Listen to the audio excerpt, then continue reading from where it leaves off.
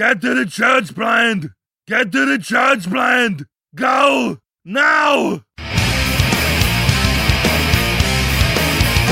I'm Pete Mitchell, and he's Peyton Jones, and you're listening to Hardcore Church Planting, the companion podcast for the Church Planter Podcast and Church Planter Magazine. Each week, we'll bring you interviews from planters who are in the trenches making it happen right now. These active church planters bear it all, share their successes, their failures, and what they'd wish they'd known when they were first starting out. Listen in to discover how God is working in their church plant.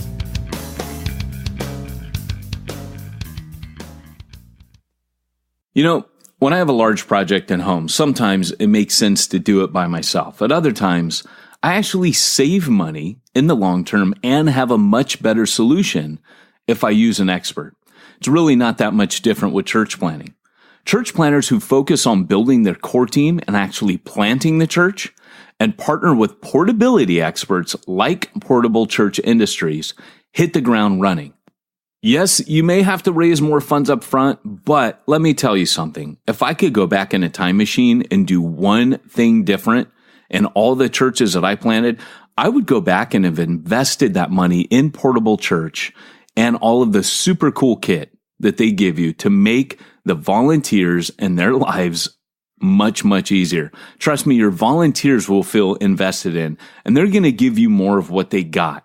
And that time where people are setting up is going to be a time where it sets the atmosphere for you to thrive. If you're thinking about launching in the next 6 to 36 months, we encourage you to check them out at portablechurch.com. Hey, church planter, welcome to Hardcore Church Planting. My guest today is not only a regular, you know, when you watch those shows and it's like late night and they're, or Saturday Night Live and they're like, yeah, this guy, he's been on here. It's like when Steve Martin or Bill Murray comes on, it's like, they talk about, so-and-so has the record. Well, I think my guest today may have the record. We'll have to check. I think there's one other contender, but I'm fairly certain that particularly with this interview, my guest has him beat. My guest today is multiple book author, founder of Frontline Church Planting, coach, consultant, and pretty much a sexy ginger bald man. I mean, there's no denying it. The author of the brand new book, Everyone's a Genius. Welcome to the show, Alan Briggs. Great to be with you. Always good to have a conversation. And whenever we get together, Peyton, I feel like it's that show Driving in Cars with Comedians where they just like talk about life for 15 minutes or whatever. And that's what I feel like it is. So I'm excited to chase any adventure we want to talk about in the next few minutes. Me too, man. I always feel like you're my brother from another mother. And when we talk, it's funny because we were talking about this. We just spent 30 minutes chatting before the show. And this is what we do. I've never, most of my other guests, I get on, I get off. I'm like, hey, I respect your time. But with Alan, I'm a little selfish. I sit on here, I pick his brain, I chat with him. We always kind of are passionate about similar things. And I'm always fascinated by what he's doing. So much to learn from him. So, Alan, man, it is good. And you've got a new book. I gotta say, the title is fantastic. When I first saw the title of this, I thought, man, that is a killer book title. It is Everyone's a Genius. Gosh, I want to say, what inspired that title. But it's kind of really, what's the book about? I'm sure those are both the same question. Yeah, really for me, the theme kept replaying in life and leadership. And as you said, I coach people and consult, and I work with church planters and established churches, and kind of everywhere we go, I think we see the good, bad, and the ugly of spiritual gifts being I'd say utilized, used, and even abused in different places in conversation, whether it's here's the right way to have spiritual gifts, almost like here's the makeup you need to have if you really love God. And then here's kind of the other stuff off to the side. And, we've seen that over the years. And so, but I think there's a new conversation that's happening based on wiring and creativity that we're seeing all throughout culture. And so for me, it's really connecting the church to those kind of conversations. Really interesting too. I do believe everyone's a genius, but in Greco-Roman culture, they used to say everyone has a genius. And so they understood the divine behind gifts that people can do so well. You're in the zone and you don't even know that you're doing that thing, a native ability. And so really, that's not something we've talked about a lot in the church other than just spiritual gifts assessment and whatever we might have done in leadership training in our church. So my desire is to really connect that to the church, to church planters, to mission-minded leaders, and to help people essentially find what their genius is, or at least start the conversation through the book. So it's been a ton of fun, Peyton, hearing conversations and breakthroughs and people really, connecting with this idea and the content. And the subtitle is Unleashing Creativity for the Sake of the World. And I really feel like accidentally, we as church leaders have often put leaders on a leash. And so it's time to take the leash off. That's really interesting because I know you. I know that you're a crafter, a creator, a maker of things, a brewer of beans. You like making stuff. And one of my former guests was Brian Sanders. He is the pastor of the Underground Collective. If you've not heard of him, you will. Just wait. And what God's been doing in Tampa has been pretty amazing. But he reads almost 300 books a year, right? I mean, guys like Einstein. And just a work, man. I'm telling you, and I thought I was a fast and big reader until I read his interview. This is what I read this year. And I felt like how Mr. Keating says on Dead Poets Society, he kicked copies of Byron in my face. And so Brian basically read a book and he said, the new shift, he goes, basically there was the age of production, right? The Industrial Revolution led to the age of production, which led to the age of the consumer. And then he mentioned that really that we're entering now, and you see it with the millennials. I always tell people, old grumpy men like us, Alan, like you could be grumpy at the millennials, but they know how to do stuff, right? Like they make stuff, they create. And that's the new economy. The new economy is people are creating things. We have Etsy, we have all these things, we're seeing a return back to handcrafted goods and craft beers and things that you make and create and express yourself through. Is that kind of where you're going in this? Yeah, absolutely. I mean, I think those are manifestations of that in our culture. And there's a craving for that. There's a hunger for that. I mean, it's almost that people, hopefully not in a consumeristic way, but are looking for craft church and craft leadership development that says there isn't just one way to do it. And I think more and more people resisting the fact that, hey, here's what you do. You just put a person into this machine, or they function as a cog to pump out other things. And so I really think it's a return almost to the dignity that creativity brings. And so we see it all throughout culture, and I think we're a little slow on the uptake. But there's guys like Erwin McManus that have been saying this for a long time, that really the skills in the new age that we're starting to live into today are creativity and resilience. And hearing a ton about that word grit or resilience, and we're hearing tons on creativity, the explosion of TED Talks, and different organizations going at their problems creatively instead of through a production mindset. It fascinates me. Honestly, I read a lot about it. I read a lot about human behavior and business books, but I get to observe it at the coffee shops, and certainly millennials understand that culture and creativity cannot be unzipped from one another. So how do you, so you're a leader and, you're a discipler and mentor and trainer of others. So this is kind of what you eat, sleep, and breathe. How do you, and I know the book gets into this, unpacks it, how do you, as a field agent, discipling people, moving congregations forward on mission, how do you identify and then unlock and develop the gifting in the people that you're leading? Number one, it takes somebody else to do so. And we can't see everything that we do or that we have, in this case, a gifting, wiring, or genius for on our own. And so it takes us being in community. And so simply by me being across the table from somebody else, I'm looking for things that they can do really, really well. And so, like, there's a new guy just started coaching a new church planter yesterday. His name is Chauncey. He's doing some incredible things in our city, but he doesn't know how gifted he is. And so we have a lot of conversations. Here's what I see in you. And simply by the work of affirmation, we maybe do 50% of that. But we don't live in a very affirming culture and less connected, I think, than we've ever been. And so more connected technologically, but I think less connected to people's hearts. So I think a lot of this is really simple and happens around a table, happens observing. I call it being a genius spy. When you watch somebody do something and you go, that was amazing. And you say, what was amazing? Because you just did it natively. And I said, I don't know how to do what you're able to do. That's incredible. How do you leverage that for kingdom work? And so I think it's that observing, but it's that challenging and pushing to say, don't just do that yourself, but actually sort of multiply yourself, scale yourself into other people to be able to do that. So it's really simple. We have to know what to look for. One of my favorite parts about the book is I actually talk about a series of giftings and wirings that we haven't really recognized within the church. Things like craftsmen and makers that you were talking about, hospitality. We're seeing the resurgence of hospitality, and I think that could be an amazing tool for the church in the 21st century.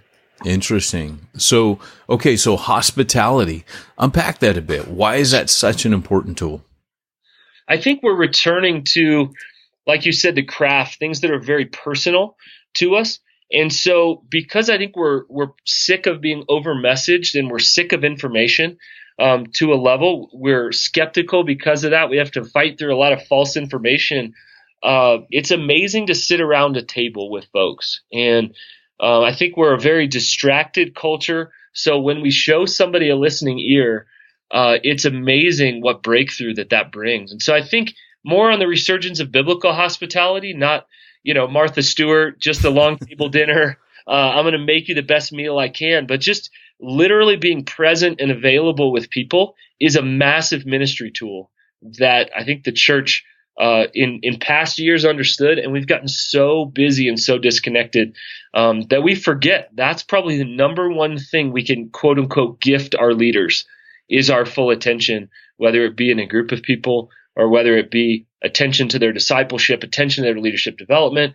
And so that really we view that as a gift, and that has a huge ROI with our leaders. Right.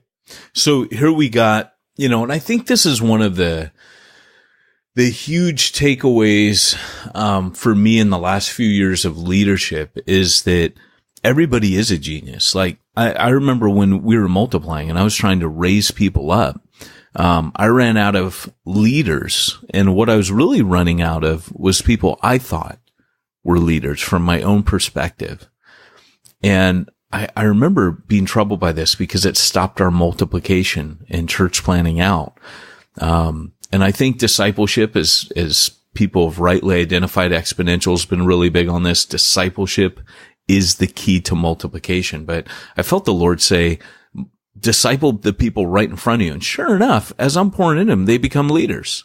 Yep. And your book's not saying everyone's a leader, but I began to feel like, gosh, like if I really pour into people, they enter into, it may not be that they become a church planter. They may not leave their nets and devote their lives to preaching the gospel, but they are going to unlock their potential as I do that. And so when you're looking at something like, you see the housewife and she's written herself off. She's going, I don't write. I don't play guitar, so I can't go up on stage on Sunday. I don't know how to do accounting or teach Sunday school. I hate kids, but except for my own.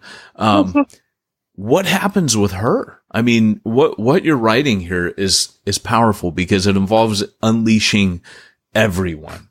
What does that look like for her? How does she get a hold of this concept and boom, just unlock her potential? Yeah. Well, I think, again, viewing it backwards, who's sitting across the table from her that's seen her in action, that's become the role of a genius spy, that's watching them do incredible things. And I would say it starts there, simply with that conversation, maybe with a unique question of what do you see that I am uniquely wired to do? And in the midst of life, in the midst of stress, it sort of beats that out of us, right? And we sort of have to be what we feel like the next chain of emails needs us to be, or the productivity. And I see it all the time when people quit their job or, are fired or whatever. They have a career break. They suddenly go, whoa, this is what I've been doing for 15 years. And I actually sat with, exactly somebody that you're talking about that had just had her career essentially stripped away in the season. And my wife and I are sitting there talking to her and seeing the genius sort of leak out, but she can't see it. And so then I said, well, how do you do this? Walk me through your process. And she was almost amazed as we wrote it down. Sometimes writing those things down, Peyton, is just an incredible tool because things to us don't become tangible until we write them down.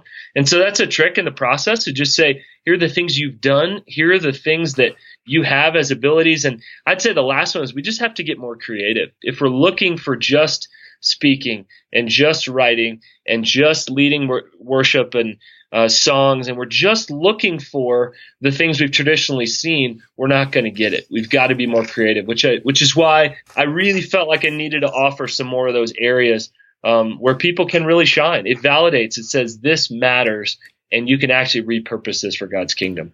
Yeah, it's funny because I think this is where we find, like, right now, in the last few years, it was funny because when I got hired by NAM, I met with a guy named Mac Lake, who's going to be my new boss. And he basically sat down and he said, so what's your disc profile? What's your strength finder? And I said, man, everybody's talking about that, but I've never done one. And he goes, you've never done that? And I'm like, no, man, in the church planning circles, and where I've been church planning, it's that stuff we don't. But I was amazed. You're just trying not to get beat up, right, Peyton? I think, because to be honest, when my strength finder came back, it was kind of like, oh man, I must be a jerk, right? Like it was all like focus, achiever. I'm surprised I didn't die of a heart attack at like 20, but it was, I was like, man, I should be like on the Wall Street floor doing stock market or something by how this is describing me. But what was interesting, what you're bringing up, as I served, with Mac on one of the most incredible teams, like I didn't know this kind of teamwork was possible, where Mac is very much an encourager. He will speak into your life constantly, things that he sees. He'll also challenge you, but everything is about encouragement. If you haven't read the book, The 1 Minute Manager, if you want to open up Mac Lake and see what makes him tick, he took a big cue from that book. But the reality is, through his affirming, like you said, he was able to show me things about me that I did not. I got nicknames. I got, basically, I feel like now you and I were having a talk before this where I said, I'm starting to think about, I'm about 10 years ahead of this, but because I walk with guys that are 10 years ahead of me, I was telling you that I'm starting to think legacy 10 years ahead. Like, what is it I want to look back at 65 and say, I did that. And that, I ran the race, I ran well. I fought the fight. What is it? What impact do I want to have? What do I want my track to have been? And so I'm a little bit early to that party, but part of it is now operating out of my strengths. And I think this is why I started with Strength Finder, because I think, you don't need to have that housewife log into strengthfinder.com and take her Strength Finder.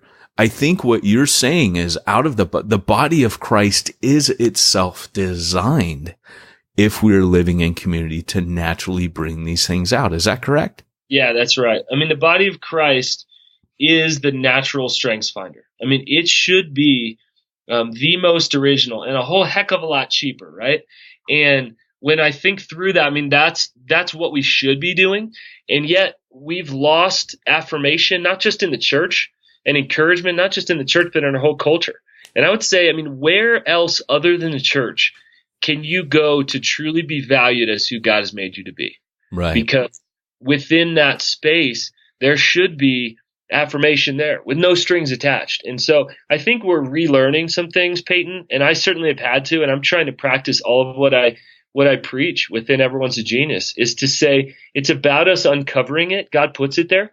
And sometimes we don't even know how to deal with the wiring God has given us. Sometimes, like you say, it feels wrong, or in our culture, we don't know how to make sense of it. An example for me would be no one ever was able to teach or speak into how hospitality in my life and my space could be utilized. And so as it would always come up as number two. It was always teaching, leadership, and hospitality in there. And hospitality was usually number two. And I thought, I'm no Martha Stewart. I mean, I'm okay in the kitchen. I can make some great tacos, but it's a good thing.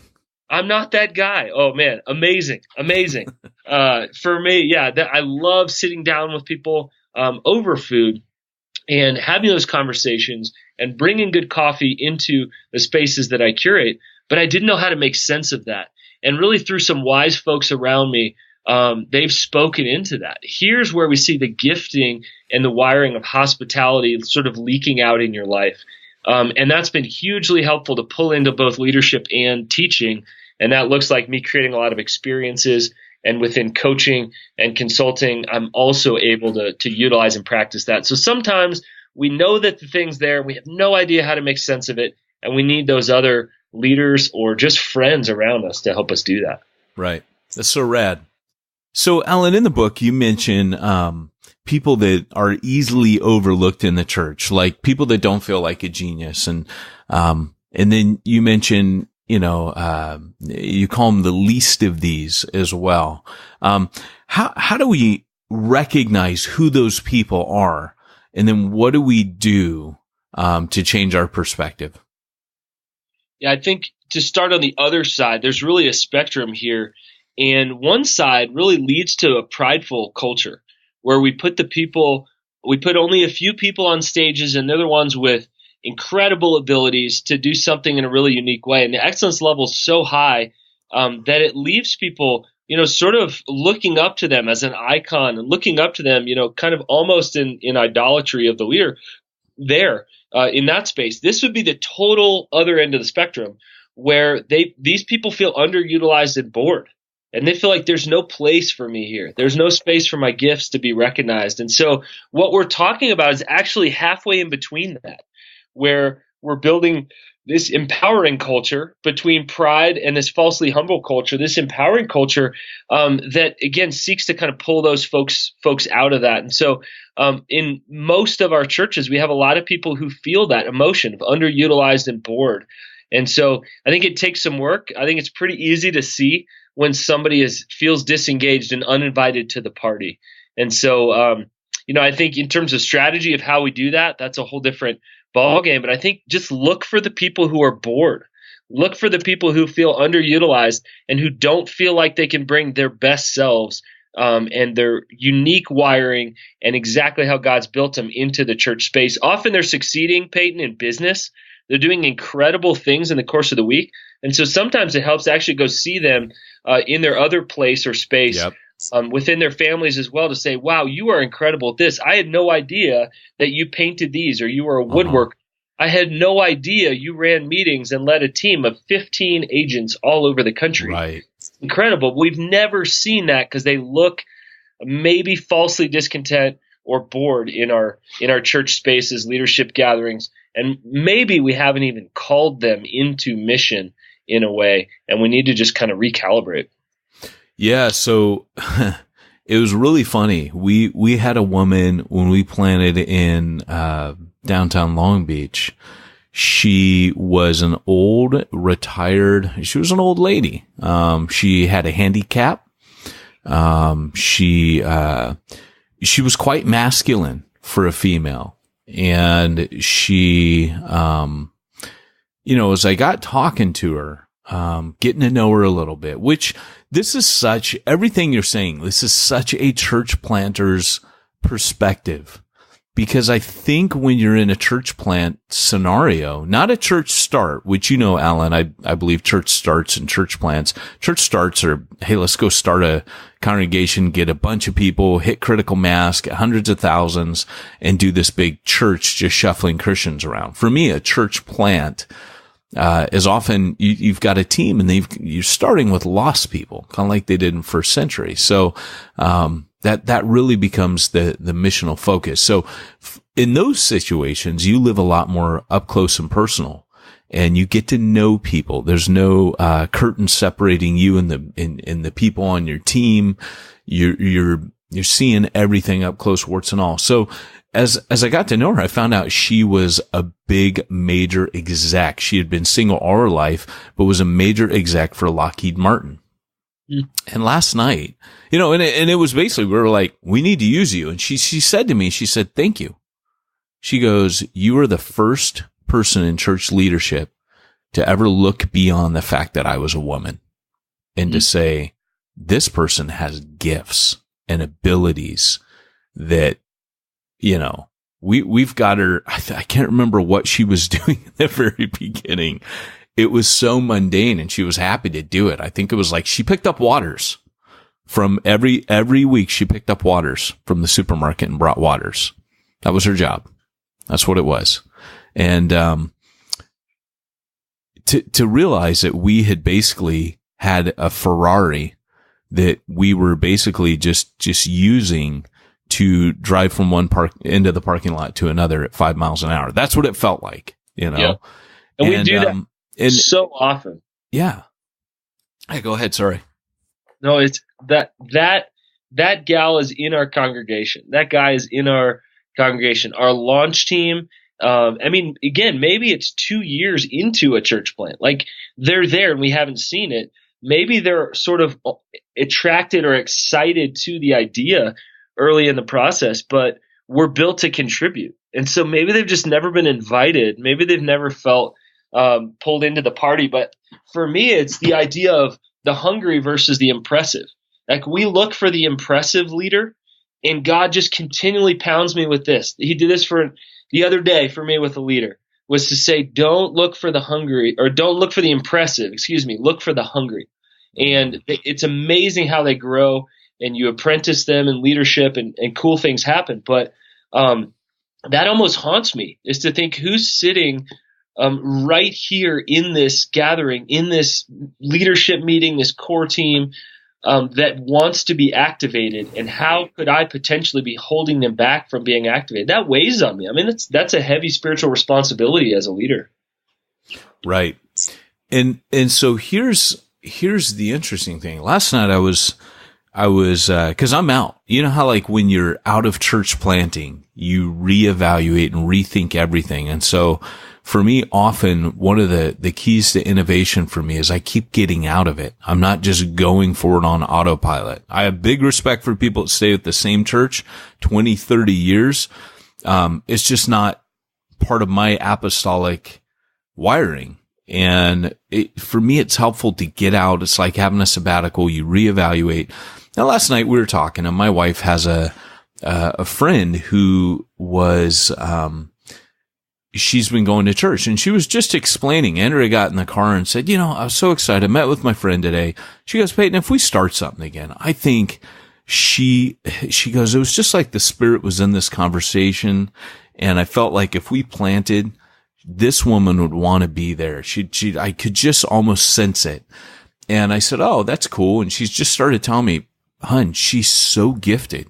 She administrates this and she does that and this and that.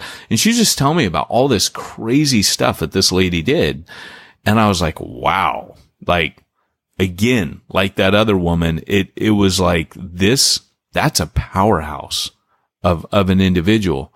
But I said to Andrew, isn't this crazy? I doubt she's ever been in church and ever had anyone tap into those gifts that she possesses. No one's even been interested in them. And it's insane because people would pay her top money in a business setting to do what she does.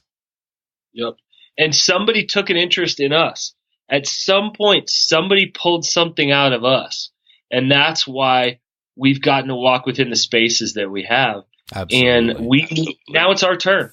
It's our turn to do that with somebody else. And I think about 5 or 6 men and women alongside of me at crucial moments pulled something out. And that called me back to a stewardship of who God had made me to be. Now I want to do the same for other people. Yeah. So good. Well, brother, let me ask you this. where can people connect with you? Obviously, they can go to Amazon and pick up your book, Everyone's a Genius. Are there any other websites that you want to point people to connect with you, to maybe look deeper into the stuff that you're doing or the book? AlanBriggs.net. That's AlanBriggs.net. It's kind of a hub for what I do. And that talks about some of the coaching and consulting through Stay Forth Designs that I do as well. I do a lot of life design and ministry design, and really help folks do exactly this book, this process, live into who God's created them to be. So that's a good place to start, and they can, kind of jump off and see some of the other things we have going on there too. Very cool, man. Well, Alan, always we like to kind of have a little question at the end. You are I don't know what to call it. You're a return victim. You've been here before, but if you and Matt Fretwell, New Breed director, were to get into a physical fist fight, who would win?